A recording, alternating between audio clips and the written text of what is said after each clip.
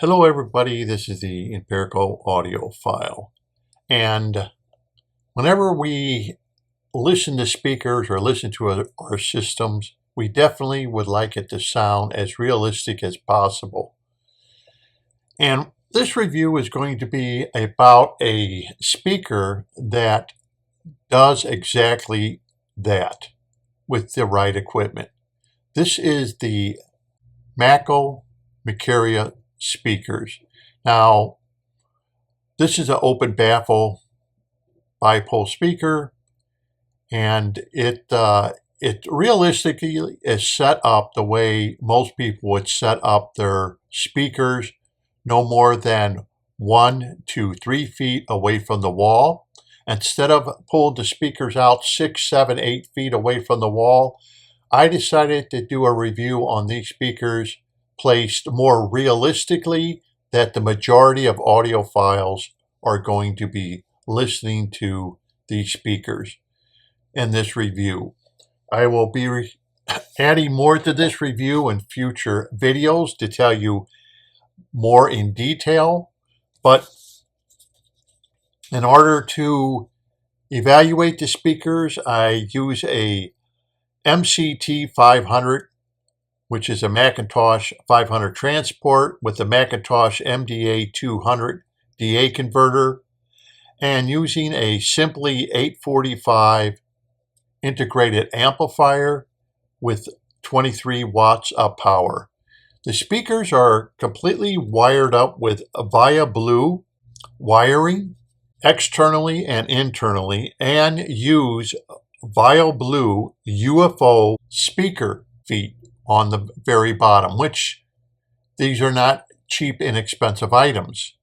One thing about the speaker that a lot don't talk about is the crossover that they use, the MACO crossover, which weighs over 20 pounds. And the crossover is made of some extremely high-end parts. And as you can notice by the parts, most speakers don't come with crossovers like that.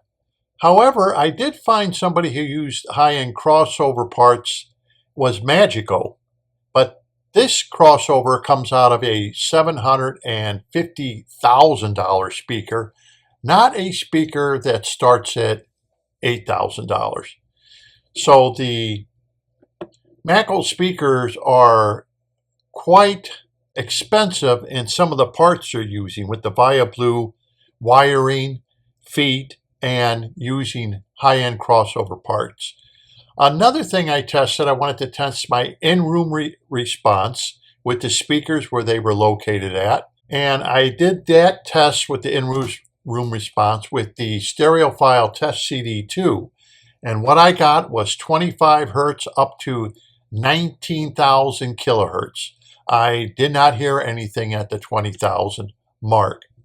So, another thing I noticed with these speakers is they give a, sound pressure level reading of 1 meter, 1 watt of about 92 dB. But I did find that this speaker was higher than that, at least 94 dB on the sound pressure level. And when I talked to Armando about it, he said, yeah, he was a little conservative on the response of the speakers as far as how efficient they were. I said, oh, that would make sense. That's good that you would be more conservative about that. Because when I was testing the speakers against CDs and everything, and I tested them against the voice of the theaters, I found out that the level of which I was setting the amp at for playback was about exactly the same as I did with the voice of the theaters, which are supposed to be rated at about 98 dB efficient for their sound pressure levels. So I said, yeah, there's something a little funny that even though they're rated at only 92, I was getting a lot better efficiency out of the speakers. Therefore, that would make sense because with only 23 watts of power that this Unison Research Simply 845 puts out, it seemed to be more than enough power just like it did with the Voice of the Theaters. The pair that you're looking at is made out of maple. And I noticed something by going on their website that a lot of the woods that they used to present to the hobbyists that you can order are no longer available. I think all there is available is a birch, which comes, you can have it painted in, let's say, red, white, any of the, I guess this is probably painted by Auto Company or something, and fir, which is a darker light. I think they stopped presenting the high gloss finish for the speakers. That doesn't look like that is an option. The feet that you're looking at on these speakers, of course, is an option to raise the speakers about 4.5 inches off the floor. Otherwise, the feet are attached to the bottom, but I don't see that being a problem because you can always raise the speakers by putting them on a stand or putting higher footers on in the future. So to save money up front, you can do that instead of ordering it with the extension on it. I got it with the extension on it, and that was like a $400 option at the time. But I noticed that some of the woods and stuff, because of the treatment of the wood, that he does not offer those particular woods anymore, like mahogany, for example, or walnut. Those two woods are gone. But you could still buy it in stone, which would be your granite.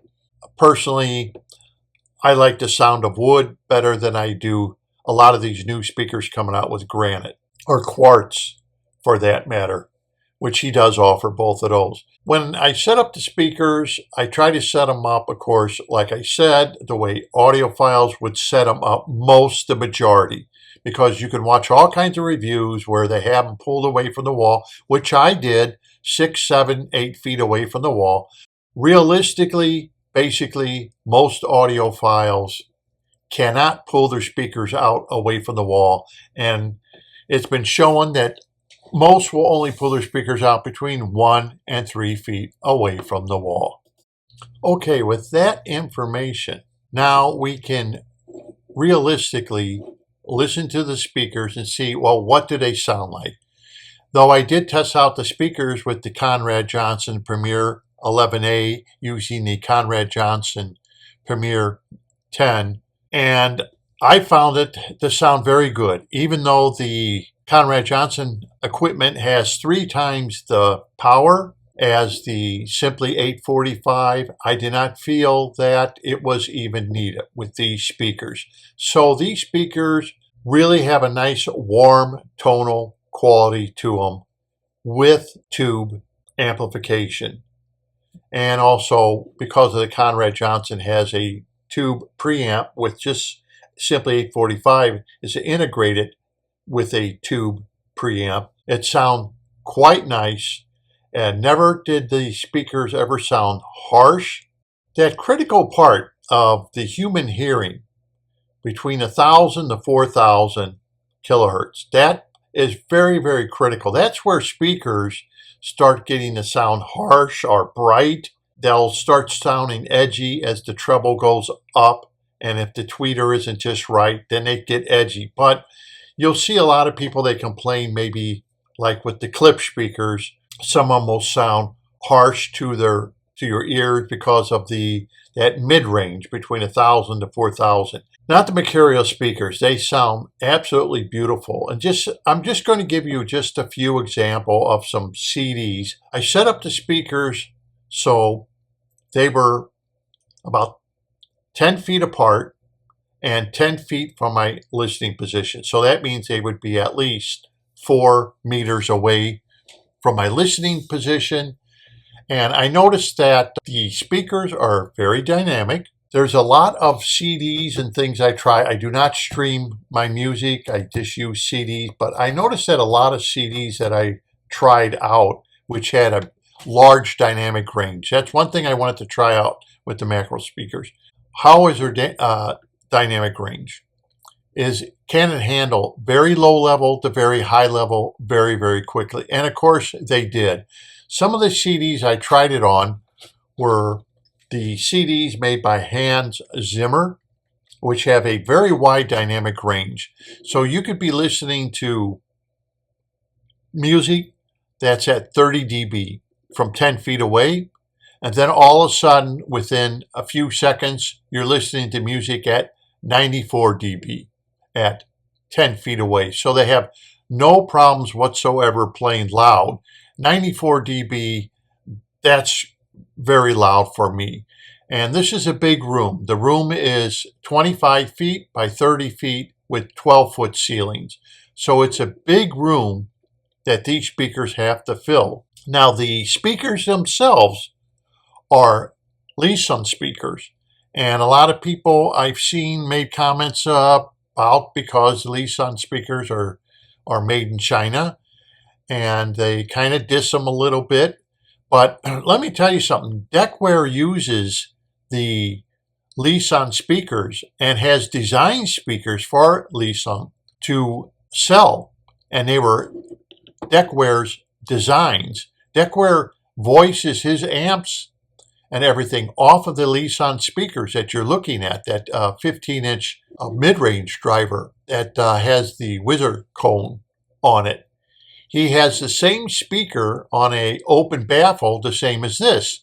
The difference with Macro, he's taken that, and in order to make the bass better, a lot better, going down to 25 hertz, of course, is he crosses them over at 300 hertz, and from 300 hertz on down, he puts a subwoofer speaker in.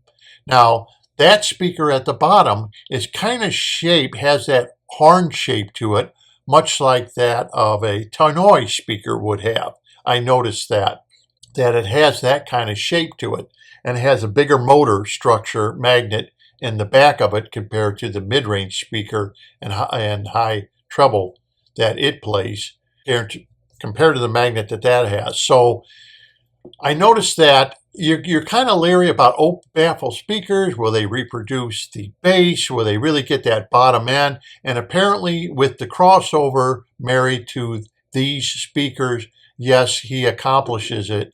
Even in my room, 25 hertz is pretty good for going down in bass. And of course, like I said, I tested this. Like if you will play a CD, for example, called The Thin Red Line. And this is music composed by Hans Zimmer. It's an original motion picture soundtrack. Now, this has a very wide dynamic range. For example, if you play, like the music, it blends in together. But there's a particular piece, track number 5, called Beam. Then it blends into another track 6, which is Air. And then track 7, which is Stone. Well, when you play it from track number 5, Beam, it goes in, and then when it goes into Air, you'll have this big drum. I mean, it will make you jump out of your chair. Like I said, these are very dynamic. When that drum hits, it will shock you. But the speakers can play very low and very delicate and have a wide open sound stage that when it gets to track number 7, called Stone in My Heart, and at the very end of that track is one lonely violin playing at the very end of that track. And it sounds like it's at least 40, 50 feet away from you. Even though these are placed close to the wall, the sound staging, the holographic imaging is one of the best I've heard. I've only heard another speaker actually reproduce sound staging as good, if not better, was the big, expensive Avalon speakers. And that was set up at a Quintessence salon in Naperville, Illinois. And they had a pair of Avalons there. And I mean, the sound staging was big, wide, deep. Those were professionally set up there. And I have to say that the Macaria speakers have a very deep, wide sound staging, going beyond the limits of the speakers. One thing I notice about the speakers, though, is they disappear.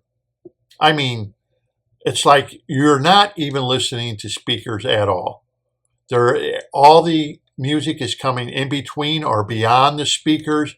They never present themselves as being shouty, that here I am, I'm over here on the left side, I'm over here on the right side. No, these have an excellent sound staging and depth of sound staging. Even though they're close to the wall, you're going to be hearing stuff that sounds like it's 40 to 60 feet deep. So don't think that you open baffle speakers need tons of room to breathe. What they need basically is to be set up correctly. And that's one thing I want to go through is they are very finicky about getting them set up correctly. Once you get them set up toe in correctly, you got to stick with that because that will give you the best of the high frequencies, low frequencies, and sound staging.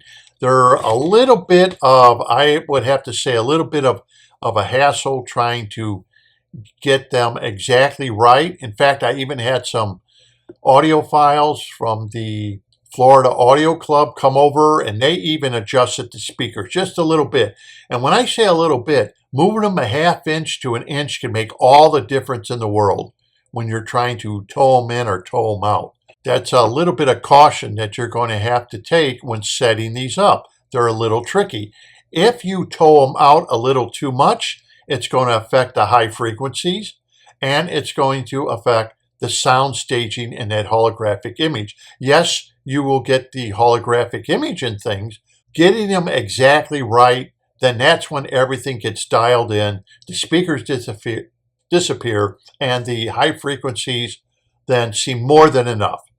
And I've checked the high frequencies because they're rated at 16,000 kilohertz, though Stereophile Test CD, it will play 19,000 kilohertz. So the 20,000, no, I did not hear anything at 20,000. I don't think my hearing even goes up to 20,000. I'm just letting you know. Yes, if you play the Stereophile Test CD, it will play 19,000 kilohertz. So that's pretty good. Like I was saying with the speakers, that the bass is unbelievable. Very good bass. In fact, Armando was quite shocked over the bass. He felt that you could feel the bass constantly going through the floor. And I'm on a 6-inch slab.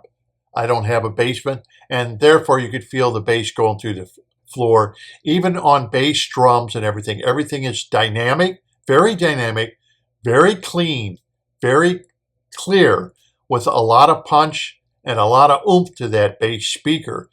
Not muddy at all, which I was really quite surprised that he dialed in the bass so well with the speakers. And the only thing I can contribute to is that he's using such a high-end crossover on it. So if you like to listen to your music very low, these are perfect speakers for you. If you go to CDs like for Yellow, for example, great engineering on these CDs as far as your holographic imaging, sound staging, absolutely wonderful. Another CD I would have to say is called Bug Music. That CD sounds good, big band, wide open sound stage. If you want to really get into, I would say audiophile CDs where you would show off your system, there's it's called Rediscover Memories, the MAR recording sampler. This is a sample of all kinds of different melodies. One of them, for example, 8 is called St. Thomas. Excellent violin, excellent. If you really want to go to another one, this one would be Duke Ellington and Ray Brown, which would be from Analog Production. And it's called This One's from Blanton. Excellent sounding jazz. These speakers will play jazz wonderfully. But what about the human voice? What about that 1,000 to 4,000? Well, very impressive. Eva Cassidy, live at the Blues Alley, 25th anniversary edition. When she plays, she's at a nightclub, and when she plays Fields of Gold, which is track number 8, unbelievable. She starts out, it's just her and an acoustic guitar. Later on comes an electric guitar. Unbelievable. I mean, really, the voice just is like, wow. Just that you're really there. Another thing I noticed with the Macaria speakers that I was quite impressed with some older CDs. Now, very old CDs made in the 80s, no, they're quite bad. They don't sound very good. But like some of the old Beatles CDs, for example, the White Album or the Beatles, Let It Be, it's almost like this is the first time you ever heard these Beatle albums. And I'm being honest with you. I'm going to get more in depth of what I heard on different CDs and music with these speakers because they are very detailed, very, very detailed. And one thing that I noticed, I will bring up just one thing, and then I'll call it a day, and then I'll do more videos later. But let's say if you want to be starting something, and that's Michael Jackson. And this is brought up a lot by another audiophile who does things. And on the very first one, the very first song on there is Want to Be Starting Something. I've had this CD ever since the 80s. But there's something that the Macaria speakers did that not even the voice at theaters. I heard something and I thought, what is that? And I'm not going to tell you what time I hear it. But Michael Jackson goes, oh, on that. Now, no one's ever brought that up. I'm not going to tell you what time it's there. But Michael Jackson, you can tell it's his voice, goes, oh, never heard that before off the voice of the theaters or anybody else's speakers. But then, of course, as I'm listening to it, I'm thinking to myself, I heard that instrument before. Remember, this really fleshes out instruments and what they sound like, the Macaria speakers. And I'm thinking to myself, boy, that sounds like, I'm from Missouri, so, I'm thinking to myself, that sounds like a washboard. A lot of people think washboards, hillbilly and stuff like that, but I'm thinking, that sounds like a washboard. Now, I thought that was some synthesized music being played, but no, that's a washboard with someone, has thimbles on their fingers playing it, and the Michael Jackson, and it came out real good. And I'm thinking, no, that can't be that, not Michael Jackson. He definitely has some synthesizer doing. Well, I did some research. Yep, I did some research, and I found out that yes, Michael Jackson is using what they call a bathroom stompboard, which basically is a washboard. I mean, it just fleshes out information that nobody ever talks about of a speaker. And I think what it is to wrap this kind of up is, I think it's because of the very expensive crossover he's using. I mean, come on, most people, they build speakers for $20,000, $40,000, $80,000. They don't use crossovers like this. The crossover alone the wiring's cheap. The crossovers are hidden in a cabinet. Yes, you can buy a $40,000 speaker or $28,000 speaker, and it will have a beautiful piano finish to it with burl walnut. Looks like it came out of Rolls Royce. But musicality, no, they're not going to beat the Macaria speakers. These speakers, if you want a speaker that can perform to a $28,000 or $40,000 or even $90,000 speakers, the Macarias will do it with the right equipment. They're very revealing, and they're just absolutely that warm sound that we all audiophiles look for, especially like in the human voice, especially in jazz. You can play rock, no problem. You want to play them loud? The loudest I played them was about 96 dB. That's loud enough. I don't play music any louder than that. That's way too loud, in fact. But like I said, you want to play something down in the 30 dB range to 40, 50. They play everything you need to do. And if you want to add a subwoofer to them, just to add that little bit, you can. It's not necessary because the Lii Song subwoofer that you're looking at, it happens to be, believe it or not, a dual voice coil subwoofer, okay, that he's using, the dual voice coil. Lii Song one. A lot of times you don't see dual voice coil speakers in when manufacturers build their speakers, but this one does have it. One of those speakers that once you listen to it, you realize what you're missing. This is something I want to bring out because it's hard to listen to speakers like this unless you're going to go to a show. In fact, Armando was very impressed with the amplifier that I was using. He even took pictures of it. I think he would like to get one of the Unison Research amplifiers with the 845 tubes because this is a SET amp and it just was absolutely perfect with every piece of music that you can play on it. I would have to say, if you're a horn lover, you love clips, these definitely will do better than any clips out there or any voice of the theaters that are out there. So until next time, this is the Empirical Audiophile.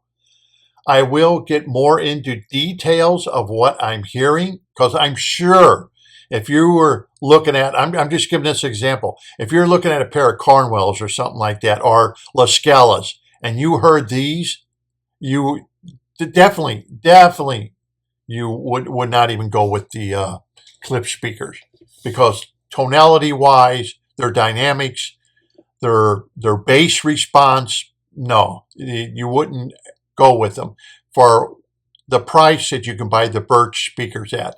So until next time, happy listening.